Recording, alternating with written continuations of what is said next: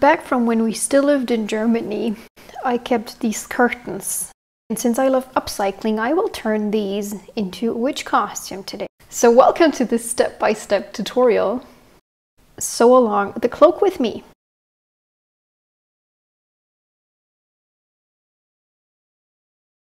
To determine the length of our cloak, we need to measure from the chin down to the floor, and we have to add seam allowance.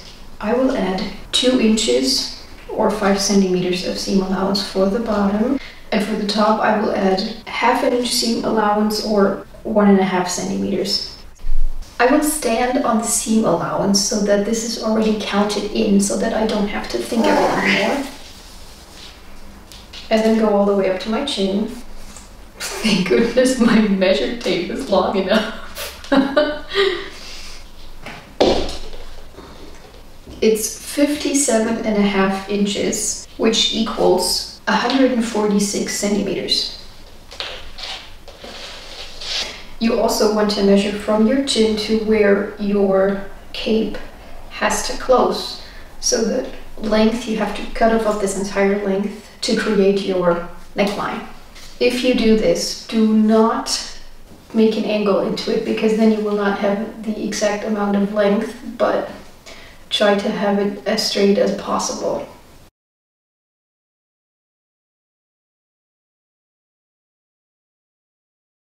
Now, if you are going to buy material, you will have to buy around 6 yards or 5½ meters, and you will have to fold it differently.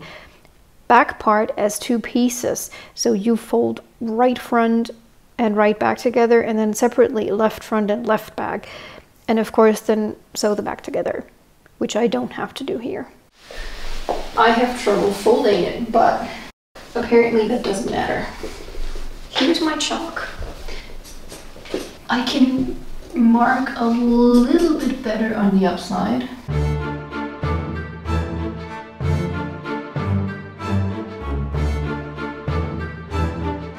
Okay, now I folded this in half. So if this was open, it would be folded half. And then I folded the top one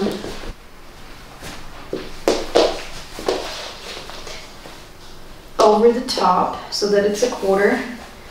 And the down layer one, that is folded underneath. That is the right side front, and there's the left. And this in the middle is the center back. So here you see we have 2 folds, and that makes 4 layers.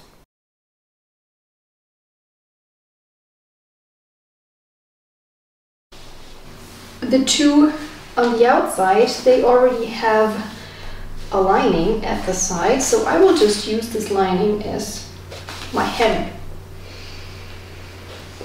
So I will start here, measure the total length, and then draw a circle. I will cut all of this out at once, and the inside part is going to stay together, so I do not have a seam at the back. I will only have 1 piece for the right side, 1 piece for the left side. This is the right side, this is the left side, and what's here in the middle is going to go on the back. Now here comes my string. I have to attach this around my chalk. Sweetheart, your feather is here.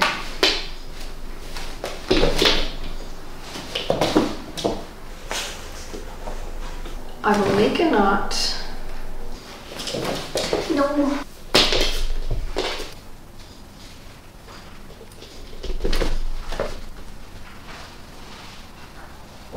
These scissors are heavy. So put them there. Now all you need to do is, once you measured your chalk marks, you just draw them out. Once this circle is drawn, you have to make the circle for the neck. So do you remember your measurement for your neck? For the neck, you also create a circle. You need from the top part a straight line to where the circle is. I will go a centimeter wider than I need to be, a seam allowance, but this is actually not necessary. And then you can go ahead and cut along. Basically, we are just going to cut out all the pieces. Since there is seam allowance already included everywhere, just exactly where marked. Just in case you're wondering why I'm using kitchen scissors, the material is super thick and I don't want to waste my good material scissors on that.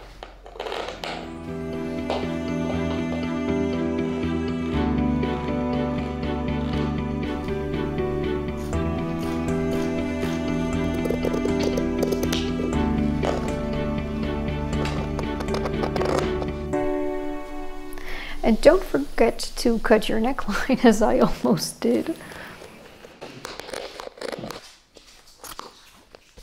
There you have the seam or the hem. All of this is open except for that part. I happened to have the top part and the bottom part still attached to the middle part.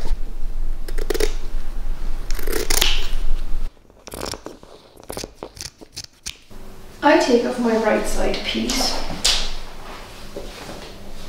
I have my back piece that stays together where it was folded. And I also have my left side front piece. So you should end up having 3 pieces. Now, attach inside to inside, because we're going to do a French seam. This is my right side. I need my right fabric. You attach the long sides. That's what's happening first.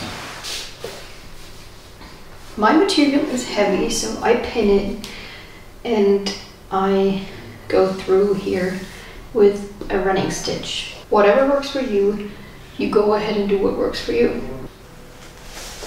French seam explained, very simple. You sew with a basting stitch, 1 straight line, turn it over and sew that already basted line and the hem in. So in the end it's on the inside and you cannot see it from either side that there's a hem, but it's secure, it's neat, it's easy. Let's go ahead and pin all long sides together. The inside, or so-called wrong side, or so-called left side, goes together first, as mentioned before, to create the French seam. Okay, now. Yellow or green, yellow or green, yellow or green, yellow, yellow. Good. I'm so happy that the cats are asleep. Let's give it no chance to slide around while sewing and secure it in any way you have to secure it.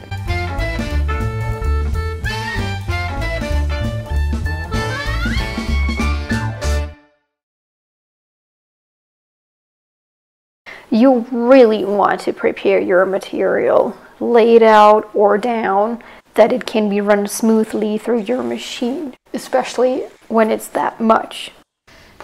So you're probably going to go like, why the heck is there so much between this basting stitch and the hem? I will trim this. I didn't cut very straight. So that it's even, I will adjust this to the basting stitch by cutting it down. I guess I will use this once more. I am sure this will not fray once it's in a French seam, but I will still use these.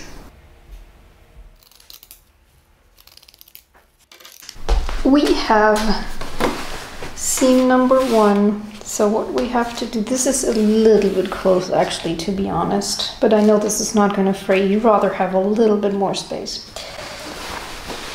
What you're going to do now is turn it around, press this, and then sew here. Because this will be sewn together, you will see nothing anymore. And this is also very neat. Awesome. I have to be careful. This feels like plastic, so when I press, I have to put something in between. This doesn't work at all. It just turns yellow. I will carefully pin it and then sew it. I mean, I could probably hold it, but I would have to hold it really neat all the time. And I don't want to end up having bulkiness somewhere, so I'd rather have it stick into place. And then I would probably still have to hold it.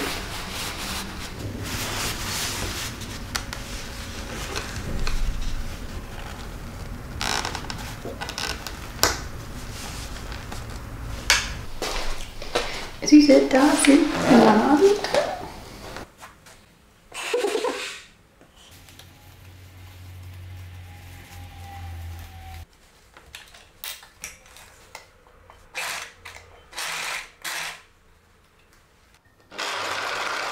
I'm just testing here if I cover the entire thing that I've cut so that it's actually closed. Yes, I do. I'll just go another tiny bit over because this does seem a little bit too little.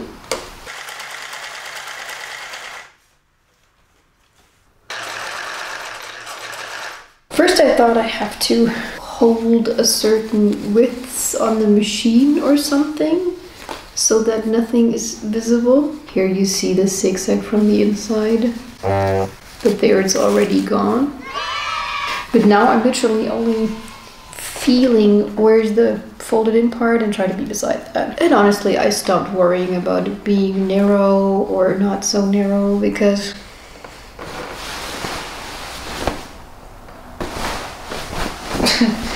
but I am constantly worried to not catch any extra material because I do not want to trim open anything here, ever actually.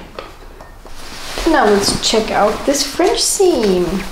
Looking good from the outside, looking totally okay from the inside.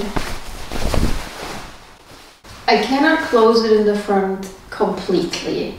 If I would want to do that, I could cut another one for the back, open the back and put it in the back, or just attach 2 more to the front, but that's okay. Now, what I found out here on the shoulder, I have these folds on the shoulder, and first I thought, oh damn, but then I thought, why not? I can just, you know, work with this. Now, I thought about this for another minute, and I decided that this is a fold and this is another fold because then I have a nice round shape that I actually want. First of all, I have to mark this here.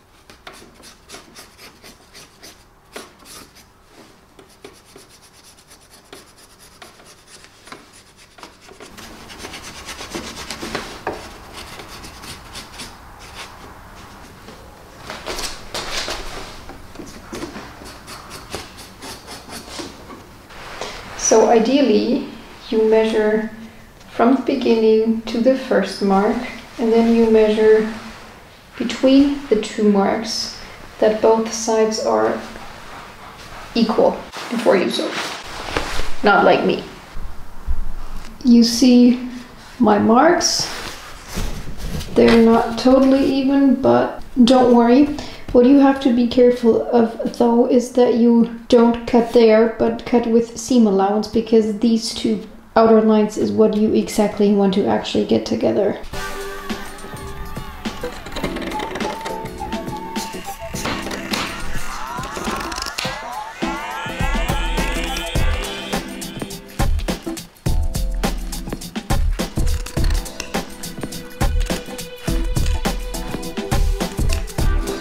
you happen to have the French seam here, make sure you lock that, close that again properly.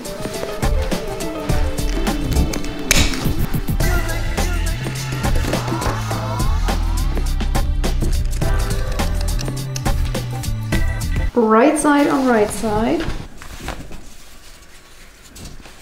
And then you have to follow this line, so it makes more sense to draw on the wrong side or left side fabric, but I'll just mark my line. I'll close this, open it up, and stitch the seam down on the left and right side, because this material has to hold a lot with only one seam, like the entire weight. So I want this to be strong, and you don't really see on my fabric on the outside. I'll show you.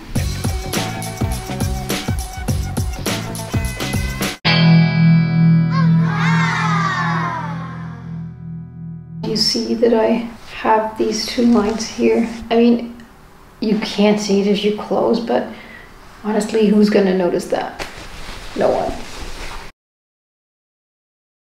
And this actually makes that I have a nice shape for the shoulder. So the fun part is, this is holding without me doing anything.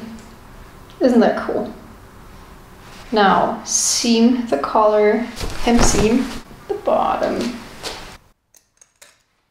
Here I am trimming the neckline even so that hemming it becomes easier. It's not the easiest thing in the world to pin this down on purpose. This makes this curve here so that I have a little bit more room to play here.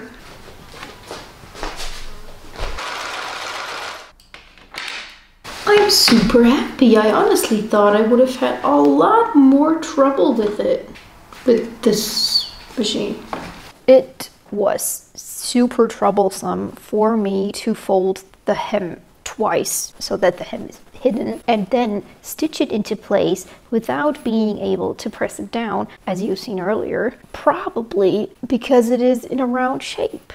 But with the friendly help of my little fur balls here, I somehow managed to have it relatively flat and even, and no pins in my cats and no pins in me, which is also very good.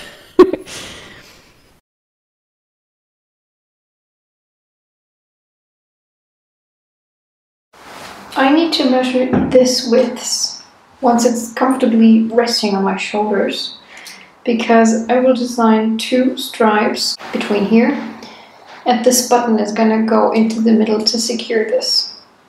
So I guess I have to make a buttonhole. I will have two pieces, one on the left, one on the right, one with the button, one with the hole, both of them designed with a pointy end.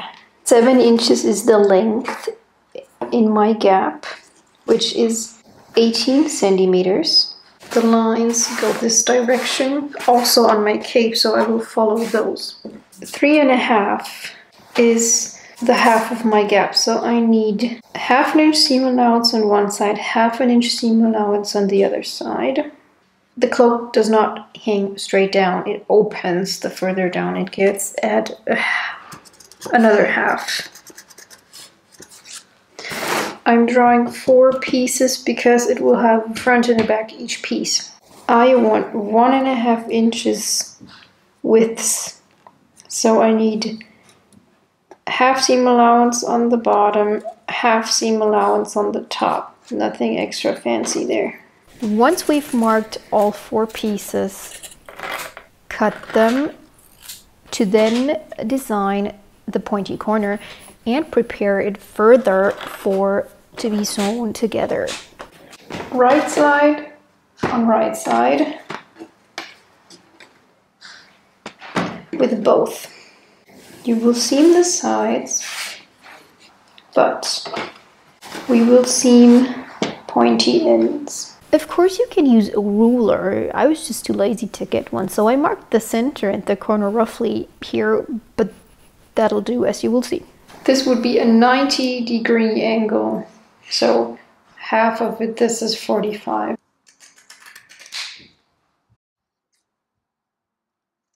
And then go ahead and sew it together with a good amount of seam allowance. So this is looking pretty good here. To have a nice corner here and here, we trim this shorter. Turn around. Now in this case, my pen actually helps me. It's time for making the buttonhole. So apparently, I have to go until here. I then completed the closure by opening the buttonhole up and stitching the button into place to then attach the left and the right to the cloak, as I will show you now. I want the button to close on the right side, the hole to be on the left side, like so. It doesn't matter, that's safe there. I am wearing this cloak inside out. I will use the hem seam here and simply attach it. Why do you get this over my head? Oh, that's interesting. I could have just closed, but it's nicer if you can open it. Anyway, last seams, very last seams.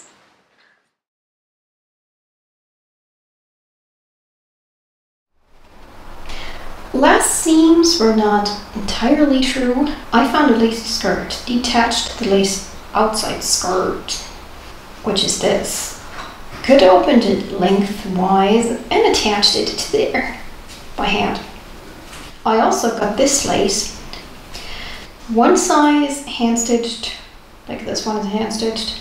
For the other, I did not have any nerves anymore and I had it run through my machine, which you can see it wrinkles a little bit more, but that's fine.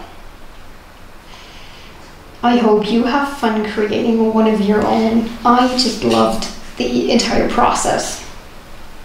So if you happen to make a costume on your own, here's my Instagram and Facebook. Please hashtag me. I would love to see what you made. If you want to learn how I made the hat, click here. If you want to learn how I made the broom, click here. And all the fancy outtakes, click here. Do you dare to see the witch's dance?